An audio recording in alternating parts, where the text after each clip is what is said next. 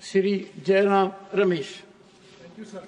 Sir, India's nuclear energy establishment goes back to the 1950s. And it is the leadership of India's first Prime Minister and the scientific vision and determination of Homi Bhabha that set India on the path of nuclear self-reliance. So, Homi Bhabha presented to the country a three-phase nuclear energy program. Phase 1 based on uranium, Phase 2 based on plutonium, and Phase 3 based on thorium. Now, India has about 25% of the world's reserves of thorium. But thorium is not a fissile material. It's a fertile material. And that is why Homi Bhabha gave this three-phase plan. Now, India has mastered Phase 1. What the Honorable Minister is saying about small modular reactors, India has long developed 200 megawatt reactors in Kalpakam, in Rawat Bhata, in Narora, in Kaiga, in Kakrapar, in Gujarat, and many other locations. Now, Phase 1 we have mastered. I'd like to ask the Honorable Minister, where are we on Phase 2? When is the fast breeder reactor in Kalpakam going to be commissioned? And there were plans for setting up an advanced thorium reactor for Phase 3. Where are we on Phase 3? These are my pointed questions to the Minister. Thank you, Chairman, sir. Mr. Jairam Ramesh has asked a three-part question. He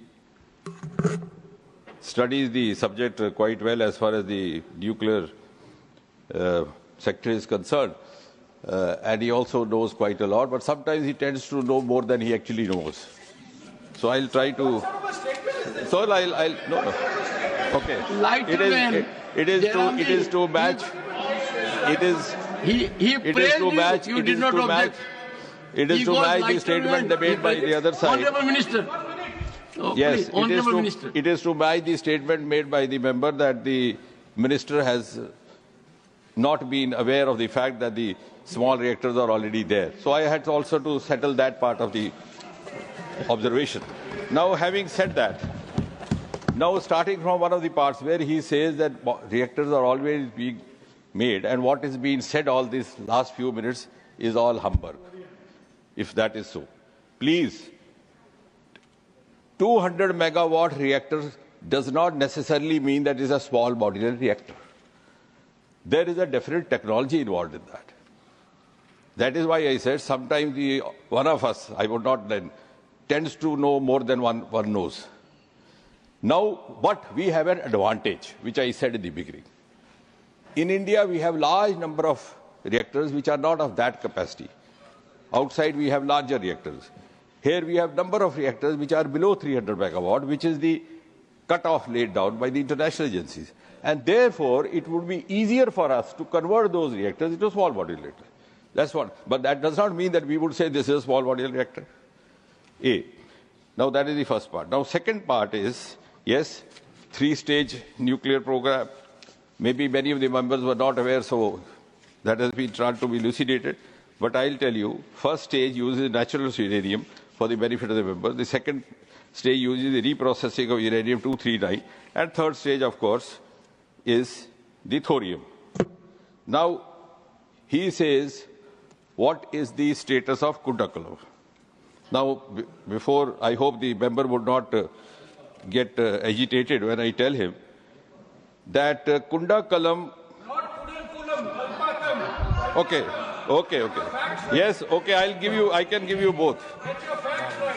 Okay, I'll give you Bhavani also, don't worry. Now, as far as Bhavani is concerned, it is already been completed. It is fully indigenous. And to commence with, 500 megawatt critical testing was done. Phase 2 is under commission. And the hallmark is that it is a pressurized reactor, and it is towards the commencement of the second stage. And of course, I agree with you that it will finally pave the way for the third stage thorium utilization also, because India has the highest reserves in the world of thorium as far as thorium is concerned, about 21%. But The delay which has happened before 2014, I am sure the honourable member would be aware of that. And that has been so in case of Kalpakam, in case of Bhavani, in case of Kundakalam. And before I am interrupted, I'll just say one sentence. Kundakalam was first conceived way back 1988. But the first unit was installed in 2014 after this government.